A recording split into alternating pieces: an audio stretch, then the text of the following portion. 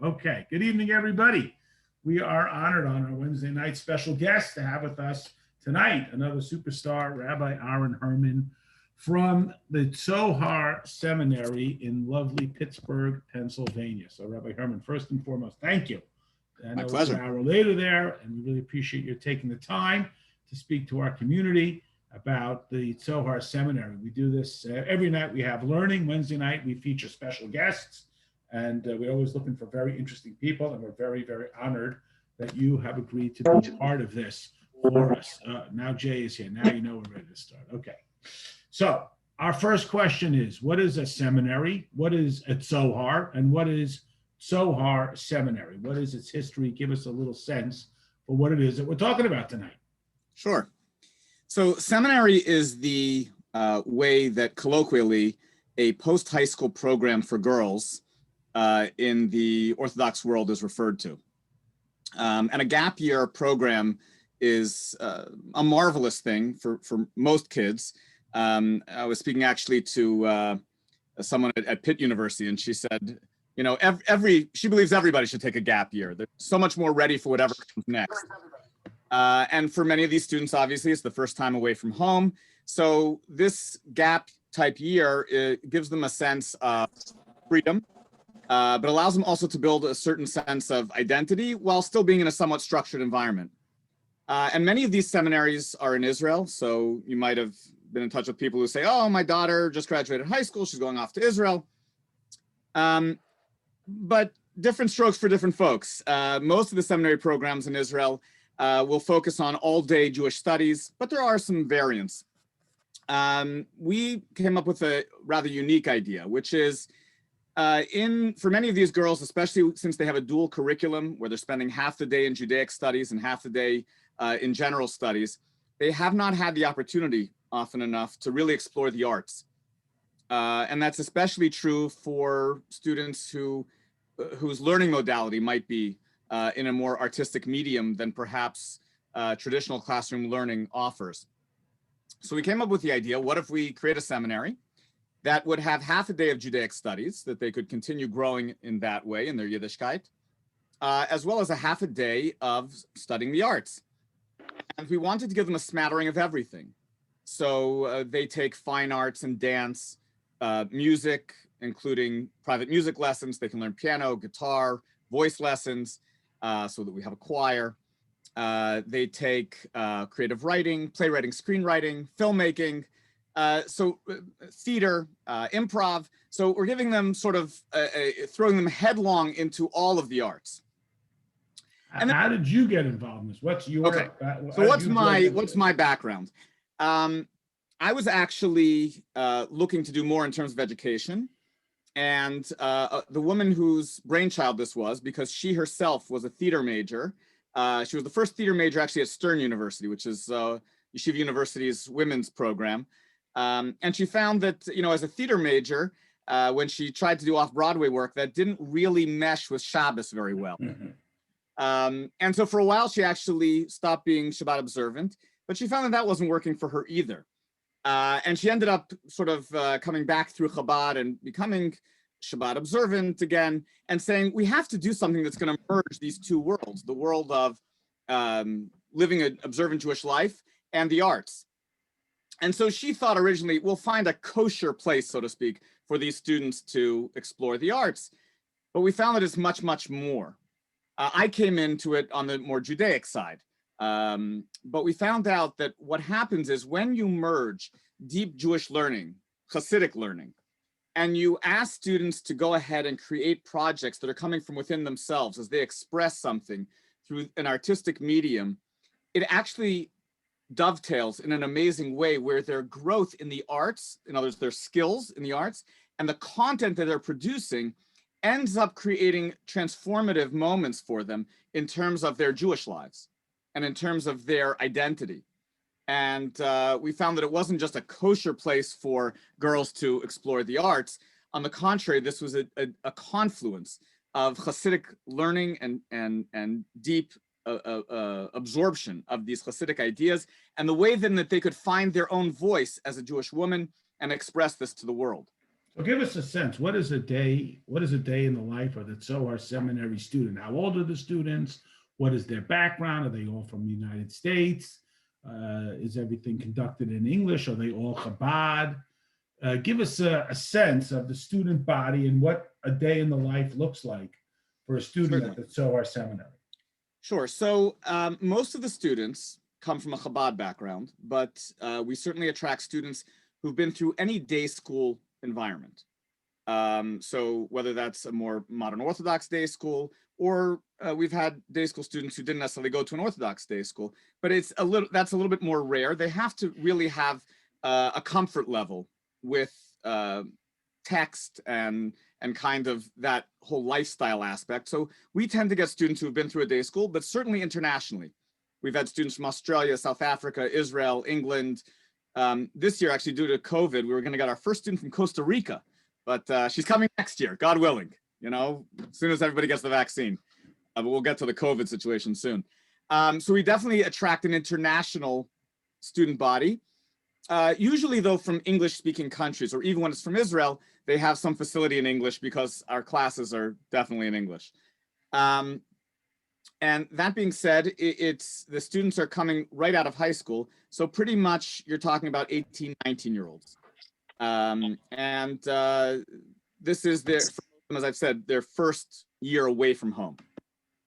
Okay, and they wake up in the morning, and what's their Chassidus is on the agenda. The first thing they do is my class. My tends to be rather exciting. I try to keep it exciting, so that motivates them to get out of bed and be there in the morning. And it's like the appropriate class to launch into davening, because prayer is not just supposed to be this rote reading of Hebrew. It's supposed to be something where you're really connecting. And Chassidus before davening, which is a good thing. Maybe you want to have a 10-minute Chassidus before davening class, Rabbi Epstein. Well, we are before davening. So here's an issue that comes up with people about art and Torah and quote orthodoxy. There seems to be a sense that we don't do that. That art is goyish, or it's not Jewish, or it's not Orthodox. What is the Hasidic perspective on art, and have you seen that these are parallel tracks, they're intermingled tracks, they work together, they work despite each other? What has been your experience in how art and Hasidus coexist in the same institution? So I think that is the key element, that Hasidus teaches that there is nothing that God created, certainly not when it comes to our own creativity and our ability to express ourselves. And that's what art really is a deep expression of self, that you're able to connect to somebody else, and people can find, good art is universal. It will speak to the human experience, and people will see different things and different elements underneath the surface. So half a day is spent in the Judaic studies, and that's the content, so to speak. And then they're gaining the skills in the arts. So, just not to talk in the abstract. So this is a student from Australia, and she made, let me just make sure you can see the whole painting. I'll show you some that are by sharing my screen, but this is a good one to just take a look at. I hope you can see it. It's a girl who's in a house that's too small. Is everybody able to recognize that? And I thought it was two polar bears having an ice cream, but what do I know? Yeah. Once you hear the name of it, it'll hopefully evoke something for you, which is, she calls it Yetzias Mitzrayim, Exodus from Egypt. In other words, she's trying to illustrate the moment when we realize that our previous home that we've lived in is too small. And we have to have spiritually an exodus from Egypt. Egypt, of course, Mitzrayim, every Hebrew word has a meaning. It means a constricted space. And, we can have that constricted space physically or spiritually, mentally, psychologically, emotionally. And she's illustrating, that kind of, it was a pencil drawing. She's illustrating this coming from her heart. This is what she experienced, this moment when she suddenly realized that her past was keeping her enmeshed and bounded from where she could grow, what she could grow into. She actually, interestingly enough, went to school to be an animator, and today she does do animation work in Australia. So, that's sort of the trajectory that we have for our students, is they'll take it different places, but they certainly see how it meshes with their Jewish life.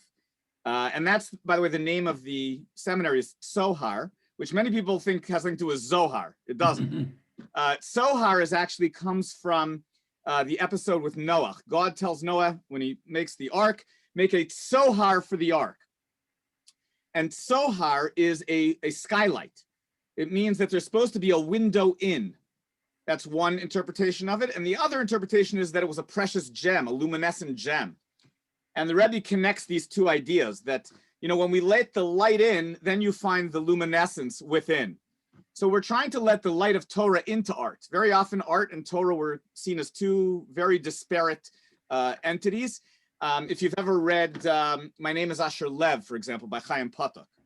So his basic theme is that there couldn't be a true integration of art and Judaism, that ultimately there would be some type of barrier for there to be integration. And our approach is the exact opposite, that in essence, art and Torah, they come from the same source. Maybe you could I like to think of it almost as stalactites and stalagmites. They're gonna meet in the middle. The Torah coming from above and art coming from within, and hopefully they meet in the middle where you've created something beautiful. So you showed us a pencil drawing. You mentioned about you have choir, you have musical instruments. What are some other art that the students do? And is all the art directed towards some form of Torah theme? Is that sort of the direction? So there is. Well, let me start with, I'm going to actually share a film first. Oh boy. It has some connection to Torah and to the creativity that we have. But in a sense, this was this particular girl's journey. She had difficulty expressing herself, partially because of the way that she processed information. And she turned that into a film that I think is powerful. Let me share it with you.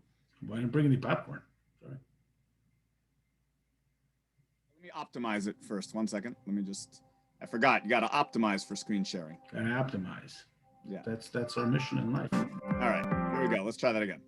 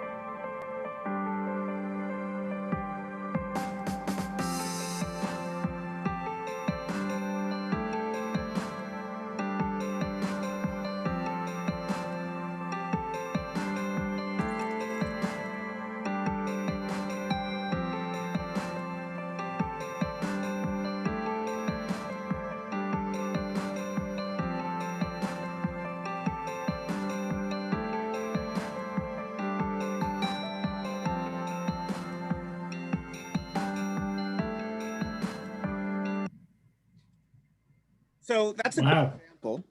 Wow. On the one hand, it has a Jewish connection, certainly. On the other hand, it has a very universal theme. The girl actually who made the film was Esty, the one whose mind kind of is all tangled up with lights, and it's kind of. And so this was her ability to really relate to how other people think. And of course, it has a Jewish aspect to it. That last piece, there is an actual bracha that you make. If 600,000 people are gathered together, you make a bracha because God created all of these people with different ways of thinking. So it's sort of like a celebration of diversity as opposed to what we're going through in the world today. So some of the films are more just, the person's own journey towards accepting, there's a lot about accepting herself, that she doesn't necessarily think in concepts or think in words, but this is the way that she processes information and deals with life. So, you have it coming from both ways. Everything in life has to do with Yiddishkeit. I mean, Yiddishkeit is the way of life. So whichever way the girls approach it, whether they're approaching something in terms of their own lives, or there's some concept that animates their idea, and that's what they're expressing, you find both being done.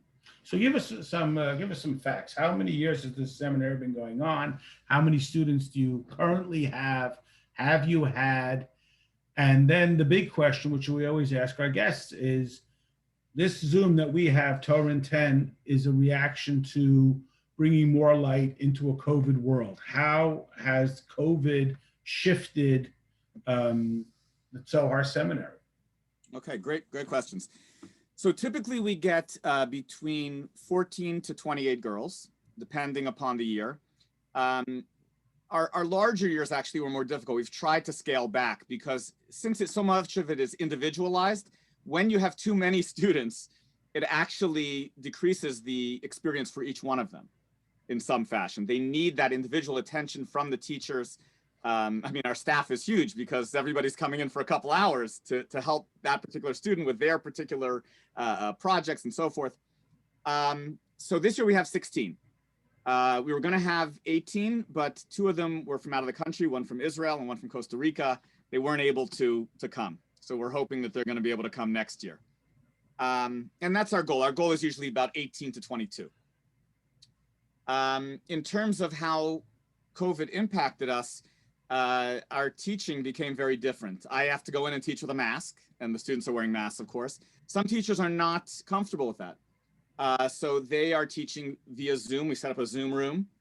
And one of the benefits, though, is we have some extremely qualified teachers who otherwise we would not be able to access because they don't live in Pittsburgh, teaching from Atlanta, or they're teaching from elsewhere. So that's been new for us, is that we can literally have a teacher Zoom in from anywhere. By the same token, our impact is different. The first thing they do is a personal project. And typically we would have a live audience, meaning people in Pittsburgh would come. And we'd get, 40, 50 people. The first one's kind of small. For many of them, that's a huge step to be able to present their art to an audience it takes a lot of guts and bravery. This year, though, their own parents were able to come because we did it via Zoom. Every presentation was videoed, and we tried to do a mix. In other words, they would come and introduce themselves via Zoom online, and so there was a sense of some immediacy, but their actual presentation, if it was, let's say, a piece of artwork, sometimes it was filmed with a voiceover or, different ways that they did it. And we had a huge audience. We had, 170 people attend. So Zoom has become something, like I guess you've found as well, that provides opportunities. So what has been the reaction since the start of the seminary of the local Pittsburgh community? Has the seminary sort of blended into the community, kind of isolated? Before even COVID times, what was the relationship? I mean, Pittsburgh's a well-established community. This is a relatively new program in comparison to some of their longer running institutions. How has it blended into the broader Pittsburgh community? So this is our 10th year. And up until COVID, there was quite a bit of integration because every Shabbos, they would eat out at families' homes. And I think that's one of the beautiful experiences that students have. For many of them, they've seen their Shabbos table. But to go to a variety of people's homes on a Friday night and Shabbos during the day, they get to have a different type of Shabbos. And I think that's important because we all have, our own experiences. And sometimes we see something at a Shabbos and we say, oh boy, I want to incorporate that into my life. So there was a lot of beautiful interactions that we had. With COVID, unfortunately, that piece has become more difficult because they're not eating at people's homes. So I would say Pittsburgh right now is missing the students. We feel a lack of, not being able to have them at our table. But Mirz Hashem, God willing, that will resume. It's been a wonderful addition to the Pittsburgh community in terms of Pittsburgh is an interesting place. Many of the people who decided to move to Pittsburgh did so because the Chabad school here has both a very strong Judaic as well as general studies program. And so they're coming with their particular talents. Like Pittsburgh has something called Chillent, which is not Chillent, you heard it right, which is a jazz group. They get together and they play Jewish tunes coming from a jazz improv, they improv and it's a jamming session essentially. And so for the students to see how, wow, these talents that they have, how they can be used later on in life in ways that are beautiful for the Jewish community and general community is just inspiring. Beautiful. Rabbi Herman, I want to thank you so much for joining us and giving us insight, showing us that film and the artwork. Sounds like what you're doing is beautiful for those girls and for the people that they will continue to influence and to transform nature into art. This is essentially the mission of the Jewish people, and how appropriate this Shabbos when we'll read about how the women take the lead in celebrating the Geula through song and dance, very much in alliance with your theme. So thank you. Thank you for being with us. Thank you for sharing. We see everyone tomorrow night. We talk Parsha Thursday nights. Next week, we'll continue on with more study and more special guests. Wonderful. Rabbi Herman, thank you. Appreciate it. Now you Yeah. got a question? You got to have a question. No, I was just going to say my daughter went out to visit. My daughter, who went to the seminary in Israel, stayed for a year, stayed an extra half year. But she had friends at least one friend that was in your seminary. Oh, wow. Good. She traveled to Pittsburgh, Hannah, my daughter Anna, and she said it was wonderful. Yeah, they had some kind of some function that she went to, and I'm going to ask her. I can't wait. I wrote it down. That's Tzohar. I'm going to say Tzor, right? Tzohar. Tzohar Seminary, Pittsburgh. Beautiful. I remember. Yes. I know. Yeah. Thank you. Really appreciate it. It was a very interesting, beautiful what you're doing. Continued Hatzlacha. Good night, everybody. We'll see you tomorrow night with Parsha at 9 o'clock. Good night, everyone. Thank you again. I really appreciate it. Pleasure.